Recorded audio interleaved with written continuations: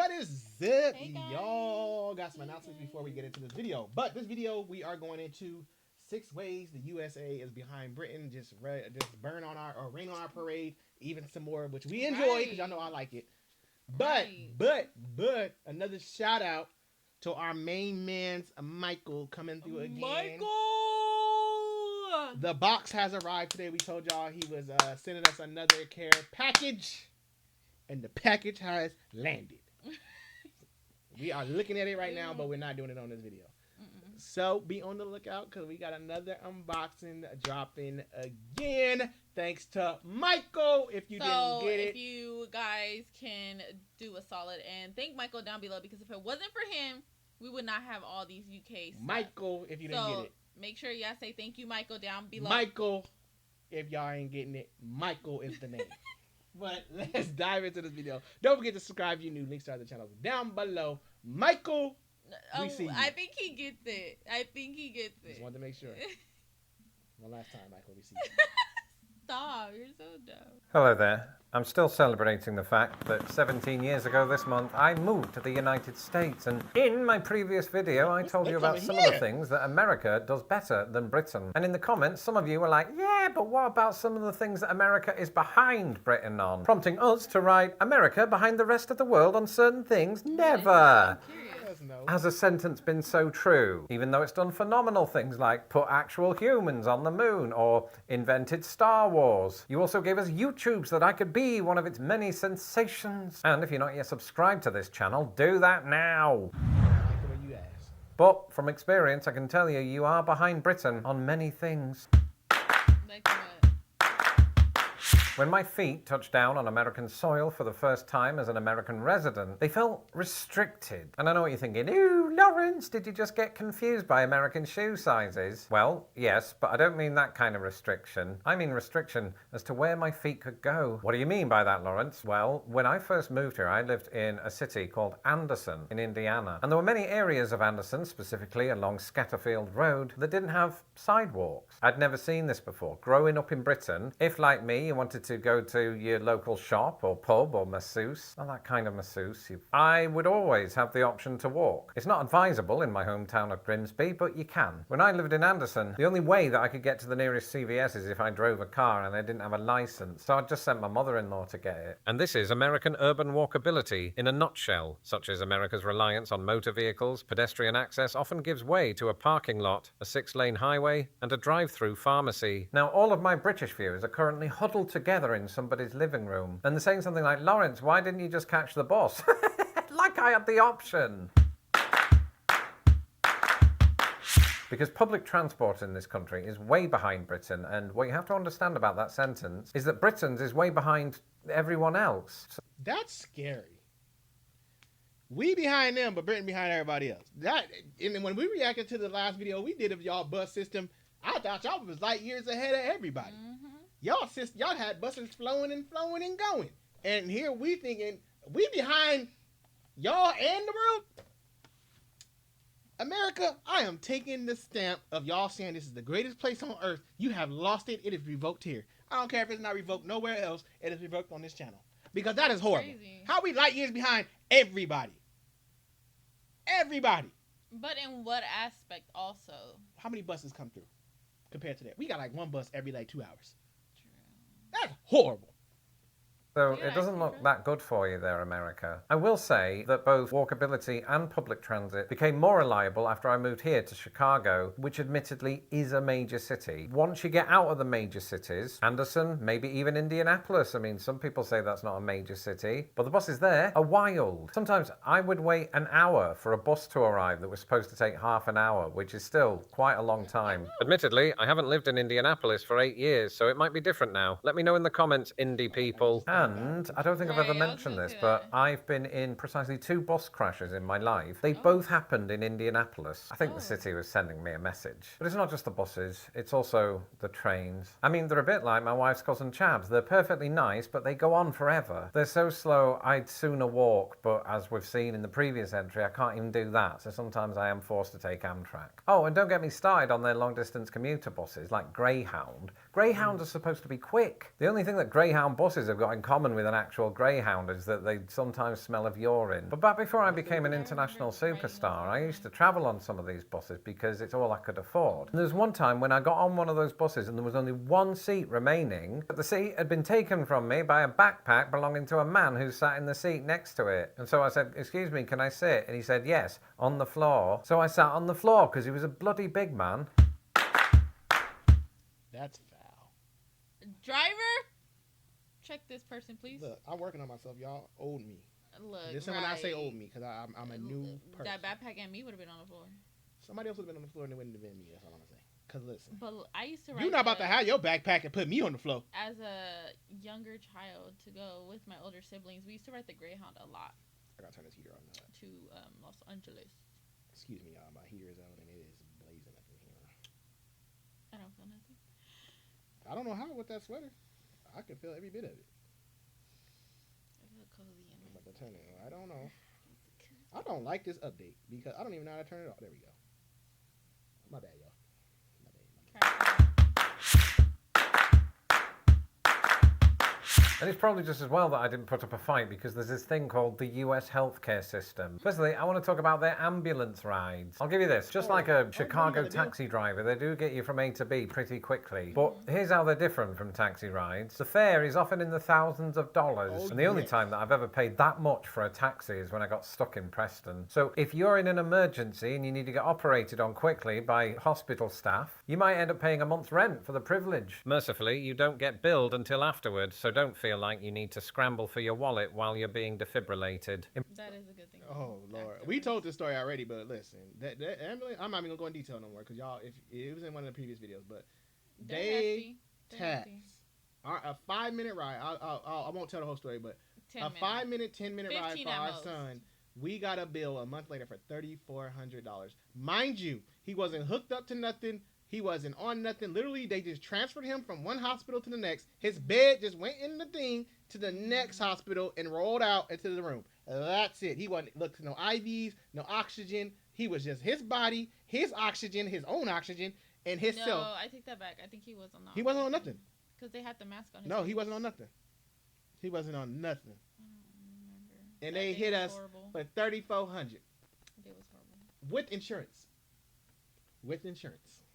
Britain, you don't get charged for that, or indeed for most health services, because it's covered under the NHS, which makes me regret not taking more ambulance rides when I had the chance. And I've heard some Americans argue that nothing's free, the National Health Service is publicly funded. And this is true, a percentage of our earnings is put to the National Health Service, and then we all benefit from that service. The thing is that in this country, most of us pay for an insurance plan every month, which only covers some of the costs of the healthcare I that don't you understand get, it. but not all of them. So you're still paying on top of something. paying for health insurance. And the healthcare quality, in my experience, is no better than that I received in the UK. And you might say, oh, Lawrence, but what about wait times in the UK? Well, yeah, through the NHS, it's true that for certain things, specifically those things that aren't life-threatening, there are quite long wait times. I have an example of this. In 1997, I got 2 horrific ingrowing toenails at the same time, and I hope you're eating lunch. And this was not something that I could afford to wait on because it was causing me immense pain. So we went to a private British hospital,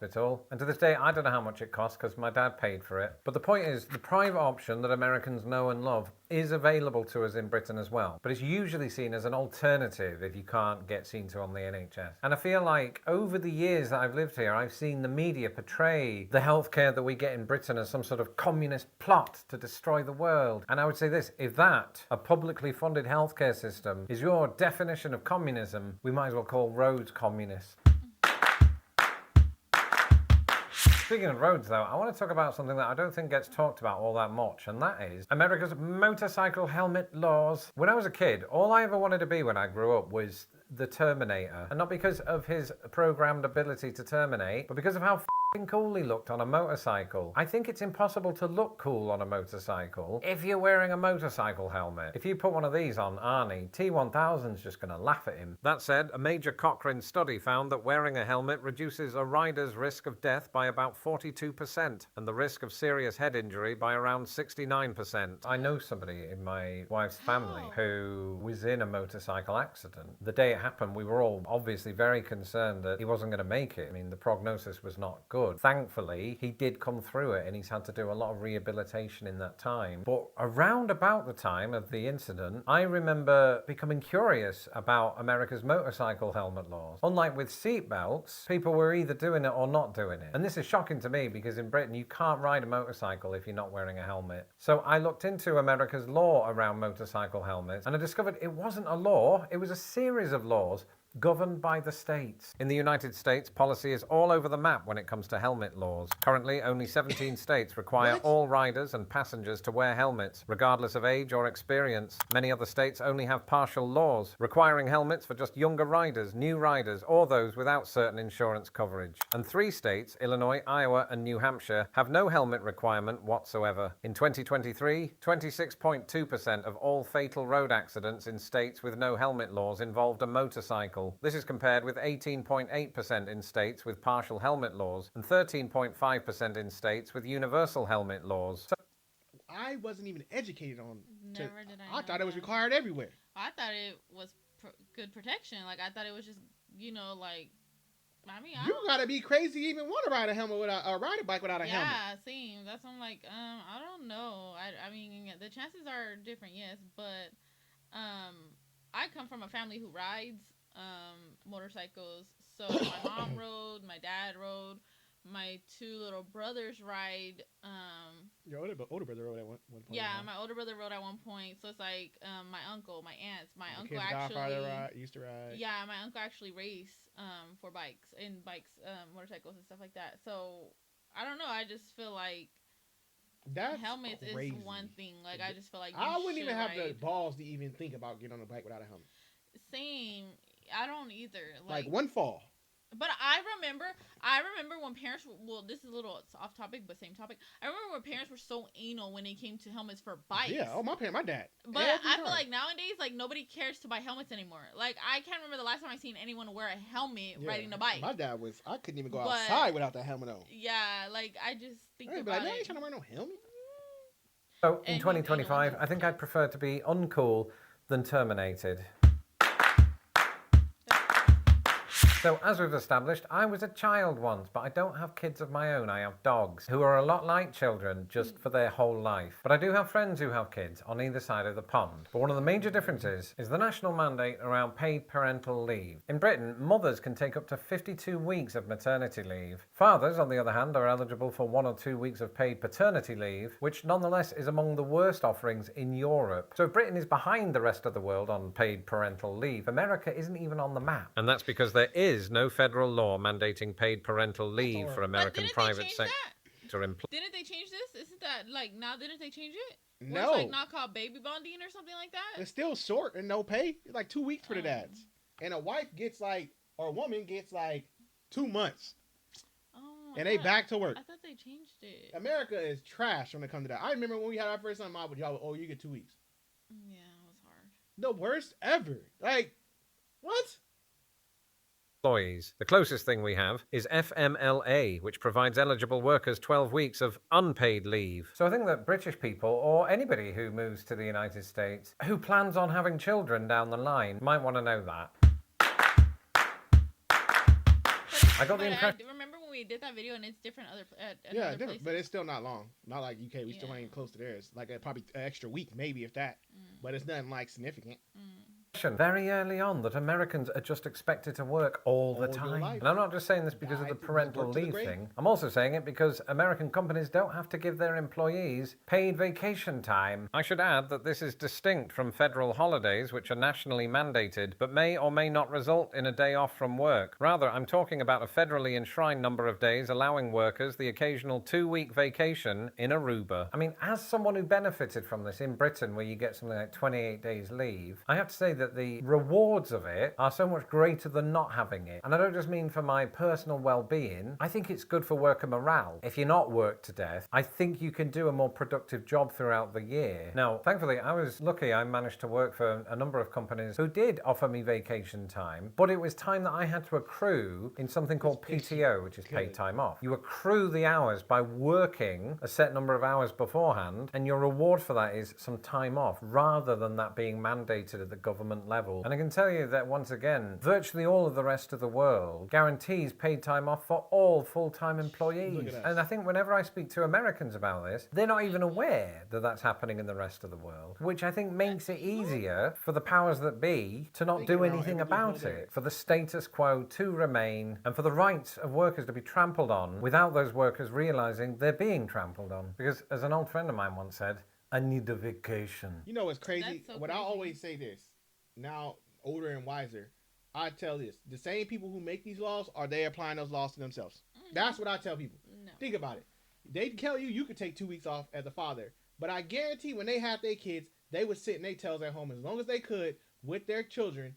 But If they were tell those you type.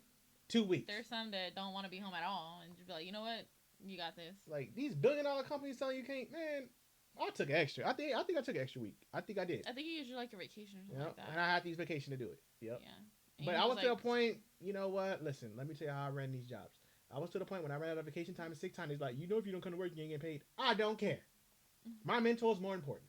I don't care. It was days I take my boss to tell me, I'm calling out today. You know, you ain't got no more sick leave. I don't care. I need this day.